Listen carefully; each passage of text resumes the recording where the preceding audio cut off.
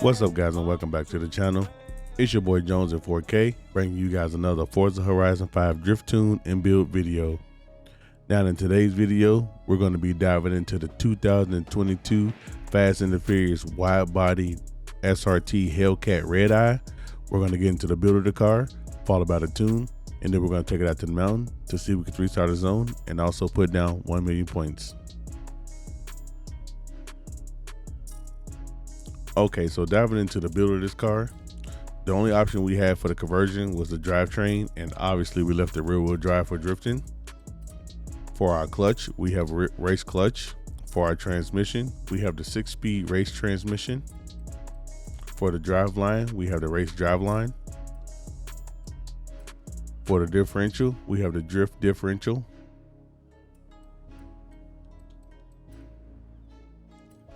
For our brakes, we have race brakes.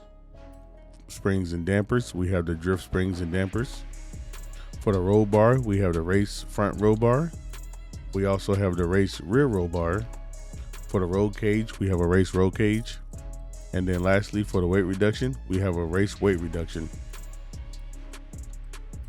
For aero and appearance, we have the stock front bumper, and then we have the stock non-adjustable rear bumper.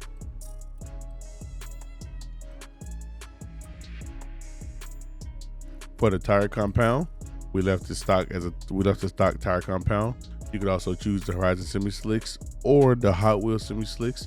They all have the same stats, but we went with the stock tire compound. For the front tire width, we left the stock at 295. And then for the rear tire width, we left the stock at 315s. For the rim size, we left the stock at 20s in the rear. And then we left the stocks at 20s in the front. For the rim choice itself, I believe we have the specialized rims, and we have the HRE S200Hs. For the front track width, we have it maxed out as wide as we can go. And then for the rear track width, same thing. Typically, I like to keep the rear track width slimmer, not as wide as the front. But on this car, I don't know, it just bugs me the way it sits. So we went with the maxed out rear track width. And then lastly, for the engine components, we have the race exhaust. We have the race cams and valves. We have the race supercharger. We have the race flywheel. And we have the race oil and coolant, giving this car 1,525 horsepower, 1,365 foot-pounds of torque. The car is heavy at 38 pounds, and then it also has a 54% weight distribution. Which the 54% isn't that bad because most of the Mustangs come 53, 54, 55, so that's not bad.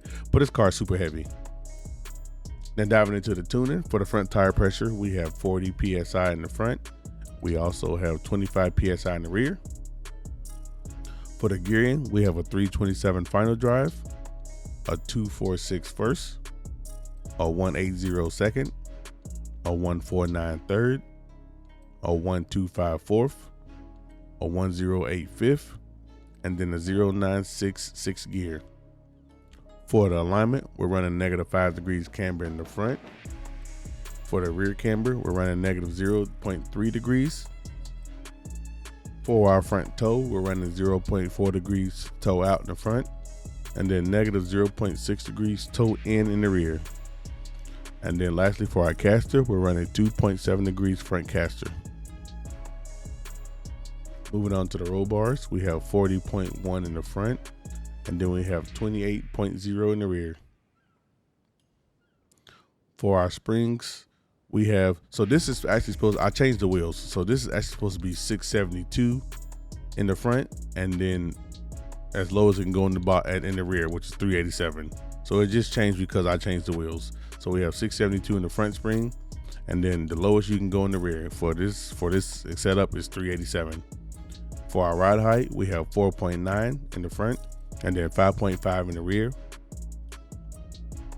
For our rebound stiffness, we have 7.5 in the front rebound and 5.2 for the rear rebound. For our bump, we have 5.6 front bump and then 3.9 rear bump. This car has no adjustable front or rear aero. For our brake balance, we have it at 70%. And then for our brake pressure, we have it at 65%. And then lastly, for our differential, we have 100% acceleration and then 100% deceleration. That was the build. This is the tune. Let's take it out to the mountain to see if we can 3-star the zone and put up 1,000,000 points. All right, guys, we done made it to the top of the mountain. Let's not waste no time. Let's get some heat into these tires and let's send it downhill.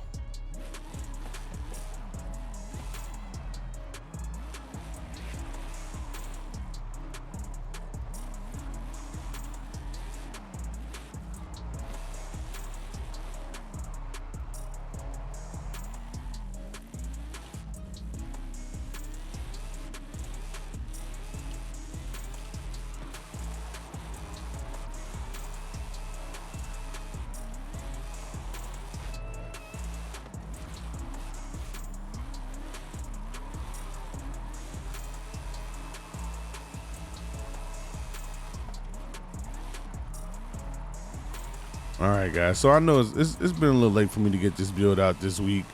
I normally try to get them out on Mondays, but I was just uber busy with work and stuff this week. But I mean, I'm getting it out to you guys, man. Like I said, I do apologize again, man, for the late coming out of this video. I'm going, as soon as I get done recording, I'm going to immediately edit the video, and I'm going to try to get it out to you guys. I mean, it's super late for me right now, extremely late. But let's dive into this build of this Charger. So the wide body Charger's been one. It's been a highly requested car as well. It I don't know. It took me a while to get used to driving it, because I'm used to driving the other non-wide body one, and it took me a while to get used to driving it. I will say though, this thing makes ridiculous horsepower. It just kind of blows that they had to release it as a Fast and the Furious car and not its own Dodge car, which is a little silly to me, but I mean, I guess it is what it is. I guess that's one way to bring the car to the game. I wish it was released as a Dodge car, but I mean, I guess beggars can't be choosers.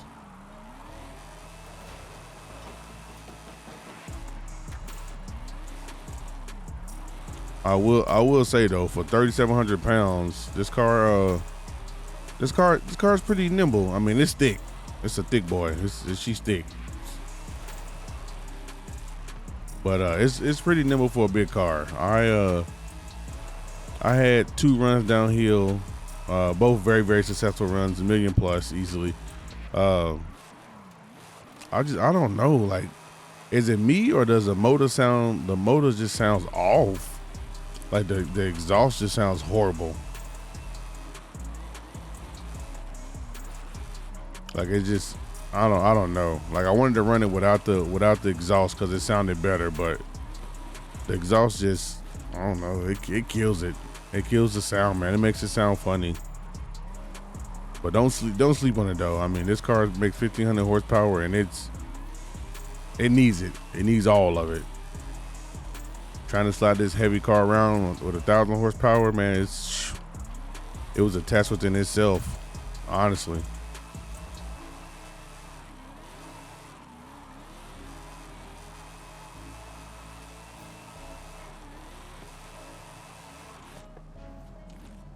Shoo. I mean, I ain't gonna lie, that was fairly easy in this car. Like, this car is really not that hard to drive, honestly. I mean, the way I got this car set up right now, which I did have to pick it up because, like, for some reason, lowering the cars just feel weird. It feels weird when you slam them to the ground, but so when you pick them up, it allows the suspension to travel some. So I've been testing different setups and different ways to see how, you know, certain suspensions react. But guys, that is going to be it for me. Hopefully you guys did enjoy the video. If you did, leave a like on the video, subscribe to the channel, guys, as we are continuing to grow. Now, we did lose our YouTube partnership, unfortunately. Sad boy days. It is what it is. I'm just going to keep at it, guys. We'll get back to it. It's no problem. But I do appreciate all the love and support you guys have shown me thus far. I'm going to continue to crank out videos as long as I can, and I appreciate everything you guys have done for me. I'll catch you guys in the next video.